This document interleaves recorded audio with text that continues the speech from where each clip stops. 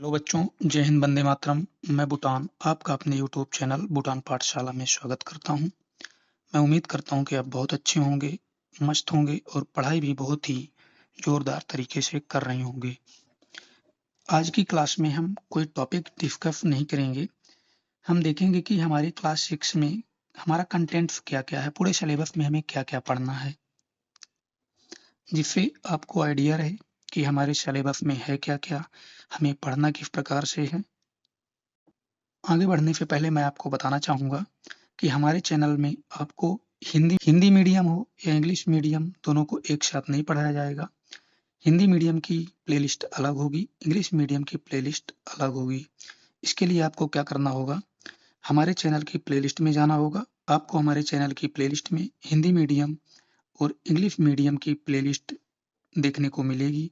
अगर आप हिंदी मीडियम के स्टूडेंट हैं, तो आप हिंदी मीडियम की प्लेलिस्ट से अपनी क्लास देखिए, और अगर इंग्लिश मीडियम के स्टूडेंट हैं, इंग्लिश मीडियम की क्लास आप प्लेलिस्ट से देखिए। तो आपको कहीं भी भटकने की ज़रूरत नहीं है। आप हिंदी के हों, इंग्लिश मीडियम के, आपको सारा कंटेंट ही हमारे ही चैनल पे मिल जाएगा, कहीं भी आपको भटकने की ज़रूरत नहीं है। तो चलिए बच्चों, बिना किसी देरी के आज की क्लास हम स्टार्ट करते हैं।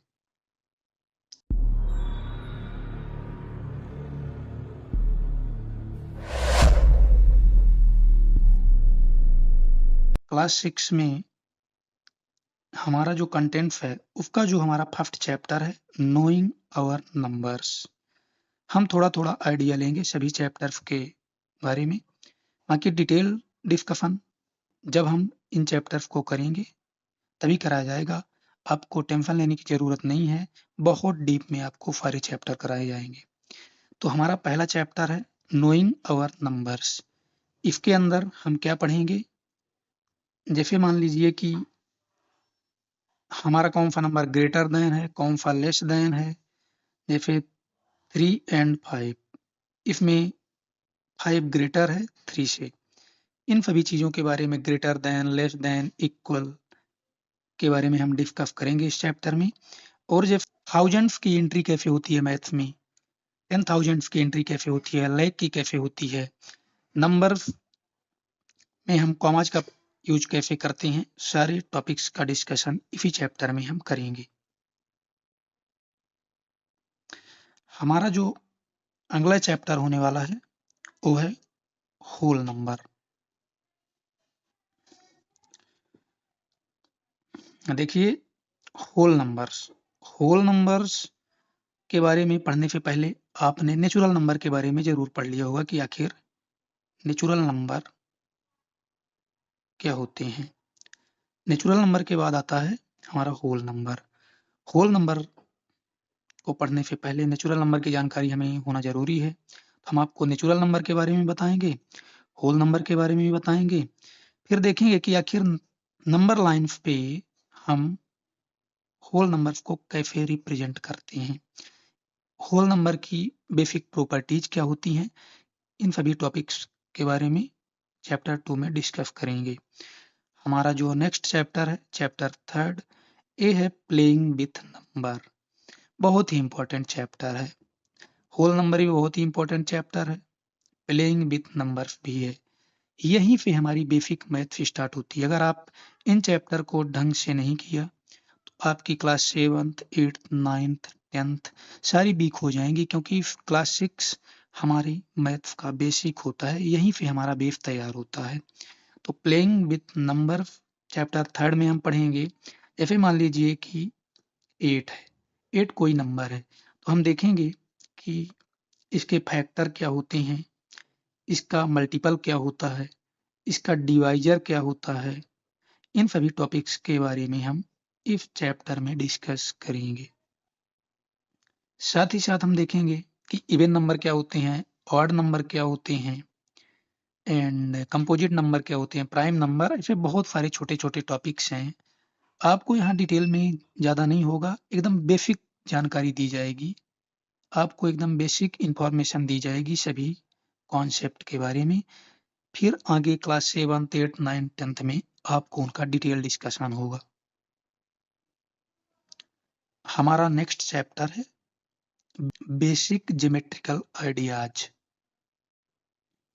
इस चैप्टर में हम देखेंगे कि जैसे पॉइंट क्या है, पॉइंट क्या होता है, पॉइंट कैसे बनता है, लाइन क्या है, लाइन क्या होती है, लाइन सेगमेंट क्या होता है, परपेंडिकुलर लाइन क्या होती है, पैरेलल लाइंस क्या होती हैं, ट्रायंगल कैसे बनता है, रेक्टेंगल कैसे बनता है, सर्किल कैसे बनती है, इन सभी टॉपिक्स की इंफॉर्मेशन हम इसी चैप्टर्स में लेंगे। अब हमारा अगला चैप्टर है अंडरस्टैंडिंग एलिमेंट्री शेप्स। इस चैप्टर में हम देखेंगे कि जैसे कोई लाइन सेगमेंट है, उस लाइन सेगमेंट का मेजरमेंट कैसे करते हैं, एंगल का मेजरमेंट कैसे करते हैं। मान लीजिए हमारे पास एक ट्रायंगल है, ट्रायंगल के बारे में हम पढ़ लेंगे बेसिक ज्योमेट्रिकल आइडियाज में। अब इसका जैसे एंगल है, इसका मेजरमेंट कैसे करते हैं, इसका डिस्कशन हम इसी चैप्टर में करेंगे। जैसे हमारा राइट एंगल ट्रायंगल क्या होता है, ऑब्ट्यूज एंगल क्या होता है, इन सभी के बारे में हम इसी चैप्टर में डिस्कस करेंगे। अब हमारा नेक्स्ट चैप्टर है चैप्टर 6, जिसमें हमारा है इंटीजर्स। इसके पहले जो हमारा चैप्टर था वो हमने देखा था होल नंबर। ये भी बहुत ही इंपॉर्टेंट चैप्टर है मैथ्स का। और हमारा जो अगला चैप्टर है ये इंटीजर्स, ये भी बहुत ही इंपॉर्टेंट चैप्टर है। इसमें भी हम देखेंगे कि आखिर इंटीजर्स क्या होते हैं, लेकिन इसको पढ़ने से पहले आपको नेचुरल नंबर, होल नंबर के बारे में कंप्लीट जानकारी होनी चाहिए, तभी इसके बारे में आप समझ पाएंगे। देखिए मैथ में एक लिंक बनता जाता है, ऐसा नहीं होता कि आप पिछली चीज़ों को नहीं जानते हैं तो आपको अगली चीज़ समझ में आ जाएगी। उसके लिए आपको पिछली जितने भी कॉन्सेप्ट हैं सभी के बारे में अच्छे से जानकारी होना चाहिए। आप टेंशन मत लीजिए, आपको हम सारे कॉन्सेप्ट बहुत ही डिटेल में कराएंगे। आप हमारे साथ जुड़िए, बाकी आप मैथ की टेंशन खत्म करिए। मैथ्स के सारे कॉन्सेप्ट हम आपको बहुत ही शानदार तरीके से समझाएंगे। देखिए हमारा ये जो चैप्टर है इसमें हम देखेंगे इंटीजर्स क्या होते हैं, इंटीजर्स को नंबर लाइन पे हम कैसे रिप्रेजेंट करते हैं, इनकी बेसिक प्रॉपर्टीज क्या होती हैं। ठीक है, अब हमारा अगला चैप्टर है फ्रैक्शंस। अब देखिए अगर आप फ्रैक्शंस के बारे में समझना चाहते हैं तो इसके लिए आपको इंटीजर्स, होल नंबर की जानकारी होना चाहिए कि इंटीजर्स क्या होते हैं, होल नंबर्स क्या होते हैं, क्योंकि आप तभी फ्रैक्शंस को अच्छे से समझ पाएंगे। और अगर आप फ्रैक्शंस अच्छे से नहीं समझे तो आपको रेशनल नंबर क्या होता है जो आप नेक्स्ट क्लासेस में पढ़ेंगे आपको समझ में नहीं आएगा। तो यहीं से आप अपना बेस स्ट्रॉन्ग करिए, जिससे आपको आने वाली सारी क्लासेस में कोई भी दिक्कत ना हो, आसानी से आप सारी क्लासेस समझ पाएँ। इसमें हम देखेंगे फ्रैक्शंस क्या होते हैं, कैसे बनते हैं फ्रैक्शंस, कौन-कौन से फ्रैक्शंस के टाइप होते हैं, हम फ्रैक्शंस का कंपैरिजन कैसे करते हैं। अगर आपको कोई बोल दे 50 एंड 45 में कौन-सा नंबर ग्रेटर है तो आप बड़ी ही आसानी से बता देंगे कि 50 है।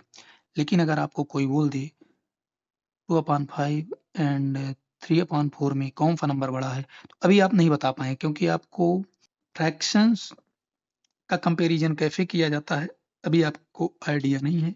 इन सभी के बारे में हम देखेंगे इस चैप्टर में। अब हमारा अगला चैप्टर है डेसिमल्स क्या होते हैं। देखिए फ्रैक्शंस एंड डेसिमल एक दूसरे से बहुत ही ज़्यादा रिलेटेड होते हैं। अगर हमें कोई फ्रैक्शंस दिया है तो उसे हम डेसिमल में चेंज करेंगे और डेसिमल में दिया है तो हम फ्रैक्शंस में चेंज करेंगे। मतलब अगर आपने फ्रैक्शंस अच्छे से पढ़ लिया तो डेसिमल आपको बहुत ही आसानी से समझ में आ जाएगा। ठीक है? इसमें हम देखेंगे कि डेसिमल्स का एडिशन हम कैसे करते हैं, सब्ट्रैक्शन कैसे करते हैं, मल्टीप्लिकेशन कैसे करते हैं, डिवीजन कैसे करते हैं, सारी चीज़ें हम इस चैप्टर में सीखेंगे। हमारा जो नेक्स्ट चैप्टर है डाटा हैंडलिंग, ये बहुत ही इम्पोर्टेंट चैप्टर है। ये आपको क्लास 7th में भी देखने को मिलेगा, 8th में, 9th में, 10th में सभी क्लासेस में देखने को मिलता है और बहुत ही शानदार चैप्टर है। इसको पढ़ने में बहुत ही मज़ा आता है। इसके अंदर हम क्या देखेंगे, जैसे आप देखते हैं कि मान लीजिए कि अभी कुछ समय पहले ही पूरे विश्व में कोरोना जैसी बीमारी फैली हुई थी। तो अब जैसे वैक्सीन बनाना है, तो सरकार को कैसे पता चलेगा कि हमें किस डोज की वैक्सीन कितनी बनानी है? वो डाटा हैंडलिंग चैप्टर के कॉन्सेप्ट का ही यूज़ करके बनाना होता है। जैसे 20 ईयर्स तक के जो देश की पॉपुलेशन है, उसको किस डोज का बनाना है, तो पहले काउंट करें कितने डोज बनाने हैं। तो उसके लिए पहले काउंट करना होगा हमारे देश में कितनी पॉपुलेशन बिलो 20 ईयर है, इसके बाद 40 ईयर तक कितनी है, फिर 60 ईयर तक कितनी है।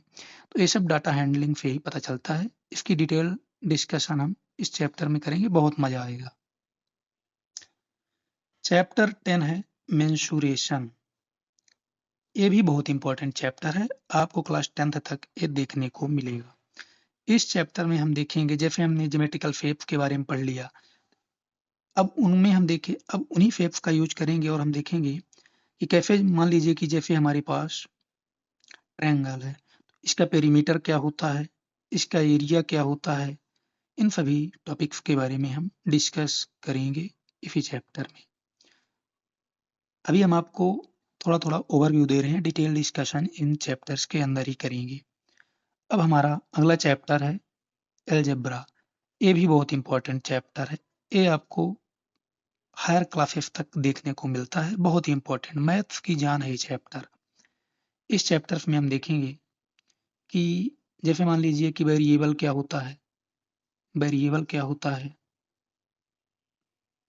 कांस्टेंट क्या होता है।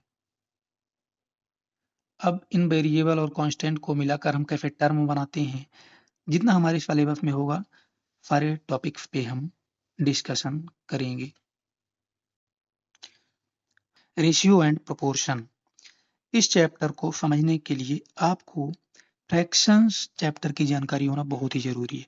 अगर आपने फ्रैक्शंस चैप्टर अच्छे से पढ़ लिया, तो इस चैप्टर को आप बहुत ही आसानी से समझ जाएँगे। अब हमारा जो नेक्स्ट चैप्टर है, वो है सिमेट्री। इस चैप्टर में हम देखेंगे, इसको पढ़ने में बहुत ही मज़ा आता है। एक गेम जैसे चैप्टर है, जैसे बच्चे गेम खेलते हैं, सेम वही है ये चैप्टर। जैसे मान लीजिए कि आप जैसे मान लीजिए कि आपने एक कागज़ ले लिया, उस कागज़ को कहीं से बीच में कट कर दिया और उस कागज़ को ओपन करने के बाद जब आप उसे खोलेंगे तो कैसा दिखेगा, वो सब सिमेट्री के अंदर ही आता है।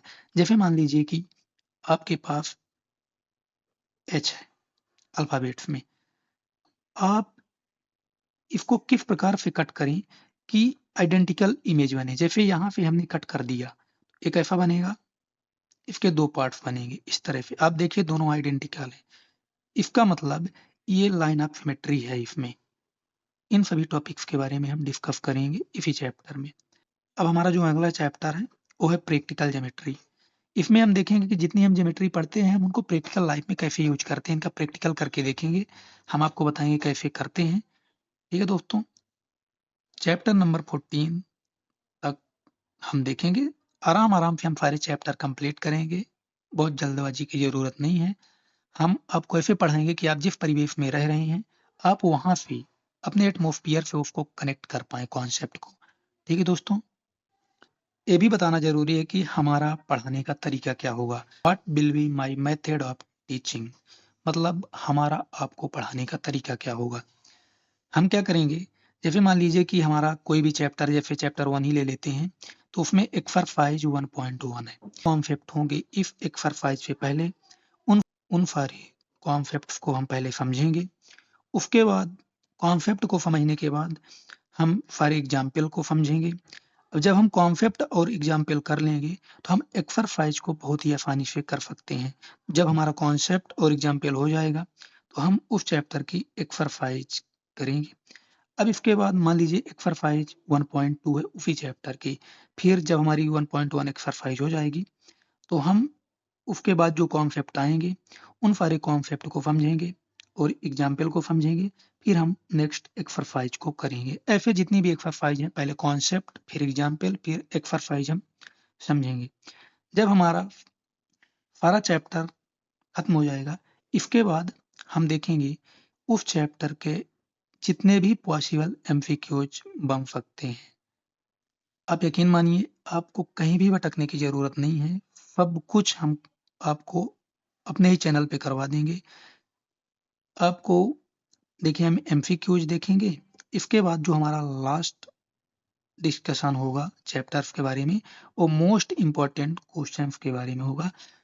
मान लीजिए जैसे चैप्टर फर्स्ट है, चैप्टर फर्स्ट से रिलेटेड जितने भी इम्पोर्टेंट क्वेश्चन होंगे हम आपको 1 या 2 वीडियो में करवा देंगे। जैसे मान लीजिए आपके पेपर है और आपने पूरा चैप्टर नहीं कर पाया है, तो आप के पास अगर कम समय है तो आप डायरेक्ट मोस्ट इम्पोर्टेंट क्वेश्चन देख कर जाइए और अपने पेपर को आप फोड़ कर आएंगे।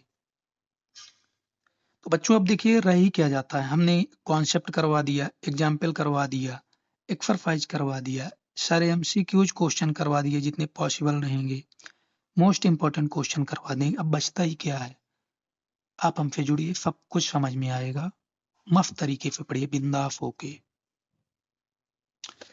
अब हमने आपको ये तो बता दिया कि हमारा पढ़ाने का तरीका क्या होगा, लेकिन अब आपके पढ़ने का तरीका क्या होगा ये भी जान लीजिए। What will be your learning style, आपके पढ़ने का तरीका क्या होगा। आप क्या करेंगे, सबसे पहले हमारा वीडियो देखेंगे। वीडियो को आपको 2 से 3 बार देखना है क्योंकि रिकॉर्डेड फॉर्म में वो रहेगी। वीडियो को देखने के साथ-साथ आपको नोट्स भी बनाते जाना है। जब आप नोट्स बनाएँगे तो आपको 1-2 बार के बाद वीडियो देखने की ज़रूरत नहीं होगी। अब इस नोट्स को आपको 2 से 3 बार पढ़ना है, जिससे सारे कॉन्सेप्ट आपको बढ़िया से क्लियर होते जाएँ। ठीक है? ऐसे सभी वीडियो को देखकर आपको हमारे सारे कॉन्सेप्ट, एक्सरसाइज, एग्जाम्पल सब कुछ क्लियर कर लेना है। इसके बाद जब चैप्टर आपका समाप्त हो जाए, आप हमारी एमसीक्यू वाली वीडियो देखेंगे। आप क्या करेंगे, हमारी वीडियो को पहले रोकेंगे, उसके बाद आप अपने से प्रयास करेंगे उस एमसीक्यू को सॉल्व करने के लिए। अगर आपको नहीं आता, फिर हमारे वीडियो को सॉल्यूशन देखिए कि आखिर हमने इस एमसीक्यू को कैसे सॉल्व किया है। ठीक है? जो हमारा अगला स्टेप होगा, जब आप सारे वीडियो देख लिए, एक्सरसाइज कर लिया, एमसीक्यू पढ़ लिया, उसके बाद आपको देखना है मोस्ट इम्पोर्टेंट क्वेश्चन, चैप्टर के एकदम एंड में देखना है। अगर आप इतना सब कुछ कर लेते हैं, वीडियो देखने के बाद सारे एग्जाम्पल कर लिए, एक्सरसाइज कर लिए, एमसीक्यू कर लिए, एमआईक्यू कर लिए, तो बस अब आपको कुछ करने की ज़रूरत नहीं है, डायरेक्ट आपको पेपर में बैठने की ज़रूरत है और पेपर को फोड़ कर आना है। तो ठीक है दोस्तों, मैं उम्मीद करता हूँ कि आप और अगर आपको हमारी वीडियो अच्छी लगी हो, तो लाइक, शेयर, सब्सक्राइब ज़रूर करें और अपने दोस्तों तक ज़रूर पहुँचाएँ। धन्यवाद दोस्तों।